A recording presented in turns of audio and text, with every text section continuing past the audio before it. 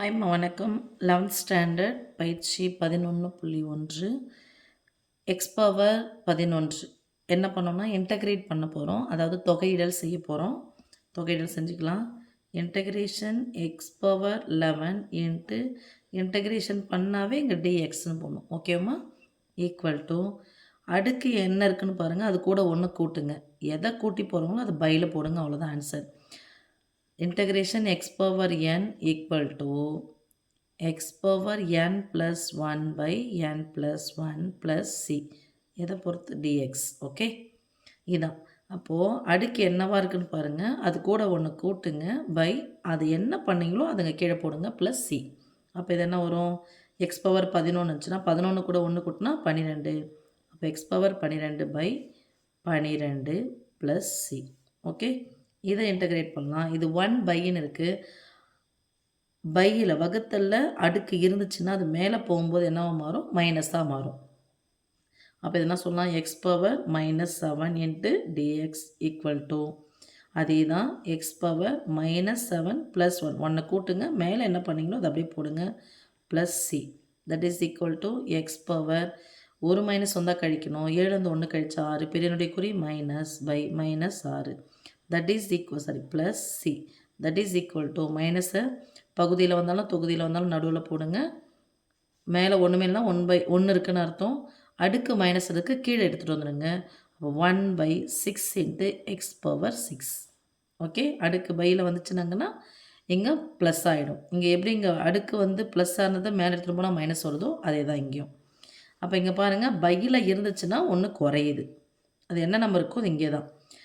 ப்ளஸில் இருந்துச்சுன்னா ஒன்று ஏறுது. ரைட், அடுத்தது இதை எப்படி எழுதலான்னு ஃபஸ்ட்டு பாருங்கள். இன்டகிரேஷன் போட்டுக்கலாம். இந்த க்யூப் ரூட் அப்படின்னு சொன்னால், ரூட் அப்படின்னு சொன்னாவே பவர் 1/ன்னு அர்த்தம்.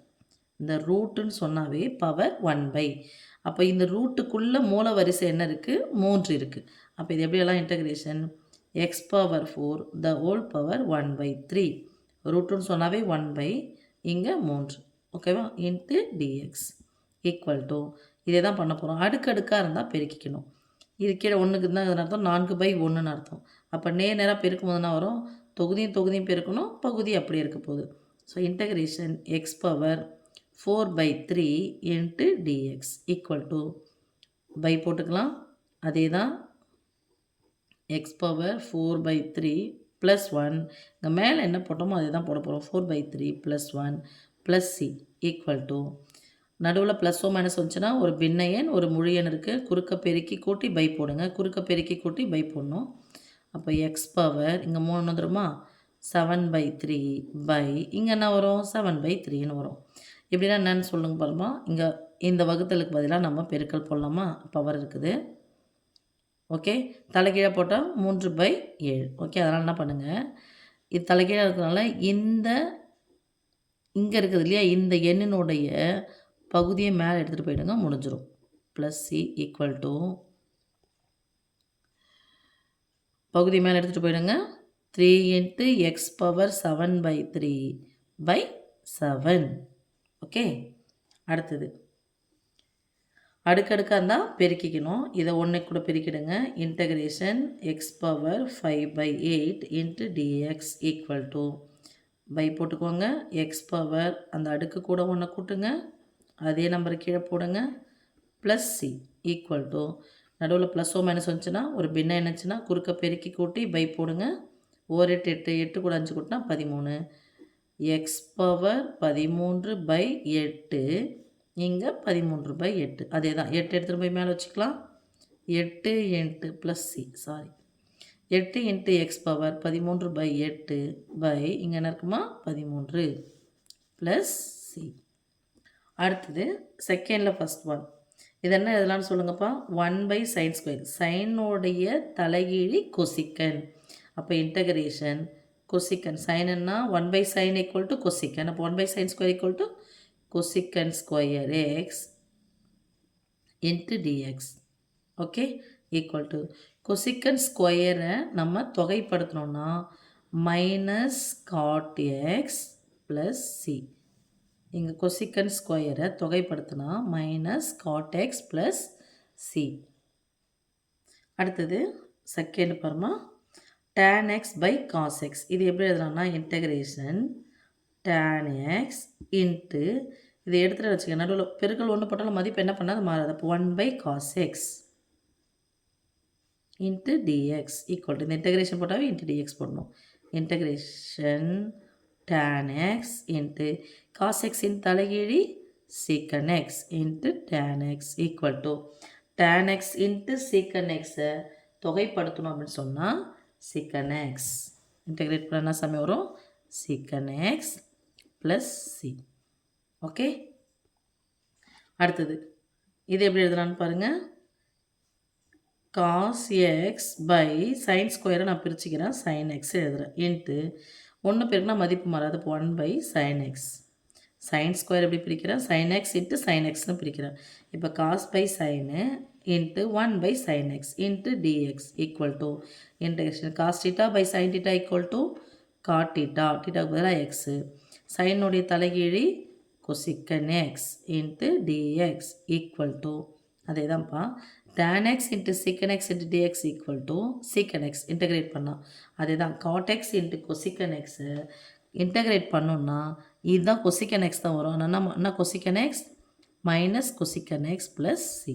ஓகே, இப்போது 1 by cos ஸ்கொயர் cos தீட்டாவின் தலைகீழ் என்ன தீட்டா secant தீட்டா. அப்போ cos ஸ்கொயர் இருக்குன்னா என்னது secant square x into dx equal to secant ஸ்கொயரை தொகைப்படுத்தினா tan x plus C. Okay, இப்போ இது தேர்டில் ஃபஸ்ட் ஒன் இதை இன்டகிரேட் பண்ணுறோம். இது ஒரு number integration 12^3 into dx equal to இது ஒரு மாறிலி வெளியே எடுத்துகிட்டு வந்துடுங்க. 12^3 into integration dx equal to 12^3 dx தொகைப்படுத்தினா வெறும் x ப்ளஸ் சி.